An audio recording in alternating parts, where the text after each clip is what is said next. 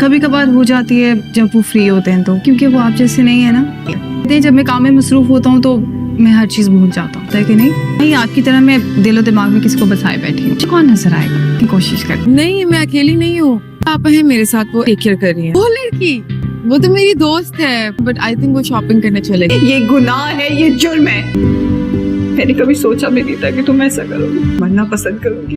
शिकवा ड्रामे के आने वाले एक साथ में अब आप लोग देखने जा रहे हैं कि अब ज़रून के रिश्ते के लिए तो उसका बाप फ़ौरन से इनकार कर देगा, क्योंकि सानिया के बाप नहीं चाहता कि सानिया की शादी ज़रून के साथ हो। ऐसे में अब ज़रून और सानिया एक बार तो अलग हो ही जाएंगे, लेकिन बाद में अब यही ज़रून होगा जिसकी शादी सानिया के साथ दिखाई जाएगी, क्योंकि सानिया को अब मोहब्बत में धोखा मिलेगा। और सबसे बढ़कर दोस्ती में चोट खाने के बाद अब सानिया ज़रून के साथ शादी करने के बाद बहुत ही ज़्यादा मुतमिन और खुश होगी।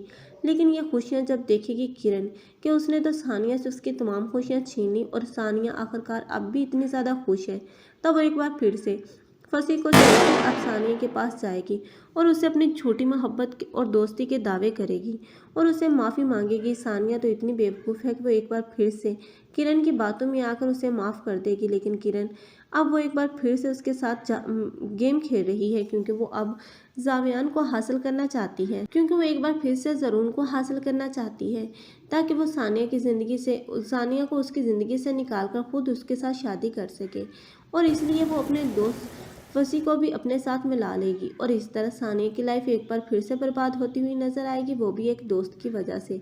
आप लोगों को ये ड्रामा कैसा लग रहा है और इस ड्रामे में आप लोगों को किसकी एक्टिंग सबसे ज़्यादा अच्छी लग रही है, कमेंट सेक्शन में अपनी कीमती राय के इजहार लाजमी करें। मज़ीद ऐसी वीडियोज़ के लिए हमारे चैनल को लाजमी सब्सक्राइब कर लें। अगर आप लोगों को हमारी वीडियो अच्छी लगी हो तो वीडियो को लाइक करना और दोस्तों के साथ शेयर करना मत भूलिएगा। अल्लाह हाफिज़।